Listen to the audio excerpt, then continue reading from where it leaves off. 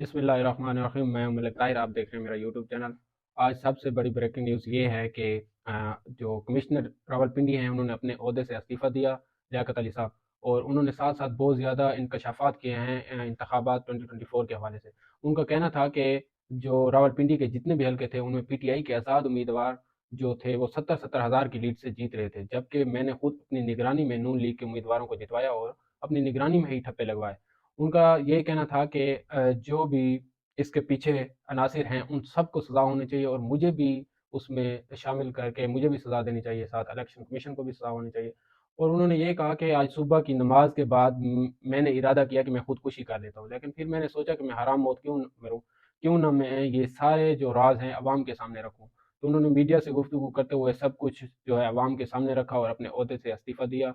और उसके साथ साथ तमाम ब्यूरोक्रेसी को ये हिदायत भी दी कि आप इन जो भी ये अनासिर हैं इनसे इस्तेमाल ना हों और अपनी ईमानदारी के साथ अपना काम करें, क्योंकि इस मुल्क को तोड़ने के लिए जो भी अनासिर हैं आपको भी साथ ले डूबेंगे।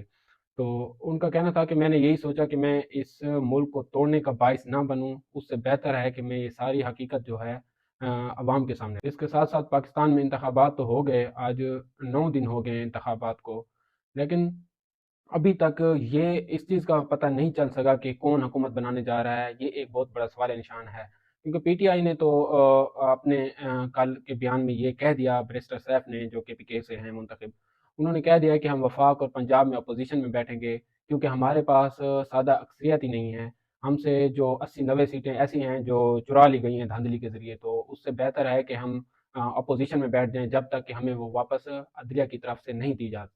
और इमरान खान की हिदायत के मुताबिक पीएमएलएन, एमक्यूएम, पीपीपी इसके अलावा तमाम जमातों के साथ बातचीत करने का कहा गया है।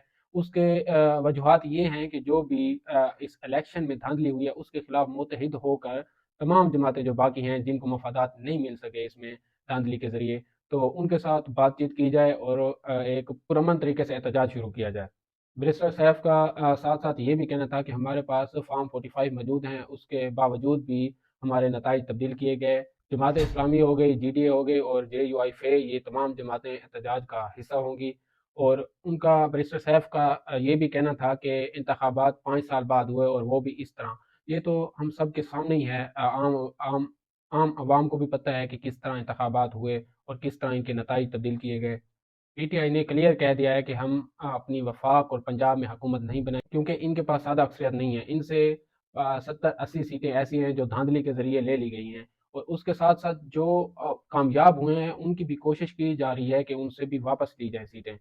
तो इसके लिए उन्होंने अपना एहतजाज शुरू किया है। इसके साथ साथ पीएमएलएन के जो रहनुमा हैं सीनियर, उन्होंने नवाज शरीफ को इस बात का मशवरा दिया है कि आप वफाक में हुकूमत ना लें। पीपीपी है ये हमें हर बात पे ब्लैकमेल कर और आप हुकूमत में ना बैठें, इससे खराबी पैदा होगी। अब नवाज शरीफ साहब ने भी बहुत बड़ी गेम खेली है। उन्होंने बनाना था अपनी बेटी को सीएम पंजाब, उसमें सबसे बड़ी रुकावट जो थी वो उनके भाई शहबाज शरीफ साहब आ रहे थे। तो उन्होंने अपनी बेटी को सीएम पंजाब के लिए नामजद कर दिया और शहबाज शरीफ साहब को जो है वो वजीर आजम के लिए नामजद कर दिया।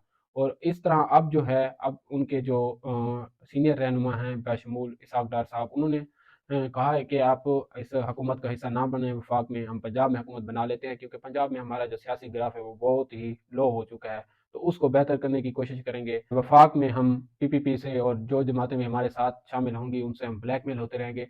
उससे अच्छा है कि इसमें ज़्यादा खराबी पैदा होगी, हम पंजाब में सिर्फ। दूसरी तरफ जीडीए का जो है वो जाम शोरा के मकाम पर धरना जारी है इस इंतखाबात के धांधली के सिलसिले में। और उधर काला पीर पगाड़ा साहब ने अपने खिताब में ये कहा कि ये हुकूमत 10 माह से ज़्यादा नहीं चल सकेगी।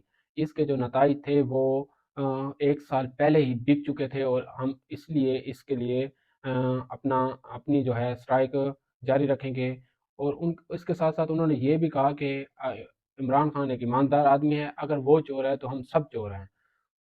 आपने कल का मौलाना साहब का इंटरव्यू देखा होगा, उसमें मौलाना साहब ने जो अदम एतमाद लाई गई थी इमरान खान के खिलाफ, उसके इंकशाफात करते हुए कहा है कि उसमें जनरल बाजवा और फैज़ हमीद साहब दोनों सहूलतकार थे, उन्होंने हमें जैसे कहा हमने उसी तरह कहा।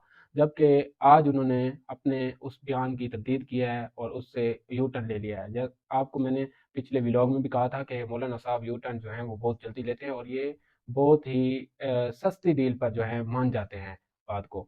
اور اب بھی میرے خیال میں مولانا صاحب نے پی ڈی ایم نہیں چھوڑی، یہ بس عوام کو بیوقوف بنانے کے لیے ایسے بیانات دے رہے ہیں، اور اس کے برعکس یہ اسٹرائک کے لیے کہہ رہے ہیں کہ ہم اس الیکشن کے خلاف جو ہے اسٹرائک کریں گے، کیونکہ ان کی جو توقعات تھی اس کے برعکس الیکشن ہوئے۔ انہوں نے سوچا تھا کہ مجھے بھی اس میں کچھ سیٹیں جو ہیں دھاندلی کے ذریعے مل جائیں گی، تو اس طرح نہیں ہو سکا۔ دوسری طرف پی ٹی آئی نے کل ایک اسٹرائک کا اعلان کیا تھا، جو کہ پورے ملک میں پرامن احتجاج آج ہونا تھا، جو کہ اسلام آباد میں بھی شروع ہے، مگر اسلام آباد کی جو بھی انتظامیہ ہے اس نے اس کو روکنے کے لیے بہت خندقیں کھودی ہوئی ہیں، بہت زیادہ نفری منگائی ہوئی ہے، جیسا کہ کوئی دہشت گرد جو ہیں انٹر ہو رہے ہوں۔ اور ادھر دیکھیں آپ، پرامن احتجاج کرنے کا بھی حق نہیں ہے۔ ایک تو الیکشن کے نتائج اس طرح سے تبدیل کیے گئے، اس کے برعکس آپ دیکھیں کہ اگر آپ پرامن احتجاج کرنا چاہیں تو وہ بھی آپ نہیں کر سکتے، اس کے آپ کو مزاحمت کا سامنا کرنا پڑتا ہے اپنی پولیس کے ساتھ۔ اور ڈیموکریسی پر دی اکانومسٹ نے اپنی ایک رپورٹ شائع کی ہے، جس میں 2018 کے الیکشن کے بعد جو انہوں نے رپورٹ جاری کی تھی اس میں پاکستان کا نمبر 105 پر تھا، جبکہ اب 2023 کی جو انہوں نے رپورٹ تیار کی ہوئی تھی، وہ جو شائع کی ہے، وہ اس میں 118 پہ چلا گیا ہے۔ اب آپ دیکھیں کہ ڈیموکریسی پاکستان میں کس طرح گرتی جا رہی ہے۔ دیکھیں آپ، انٹرنیشنل میڈیا کے بھی ہمارے بارے میں خیالات کوئی اچھے نہیں ہیں، اس کے ہم خود ہی ذمہ دار ہیں۔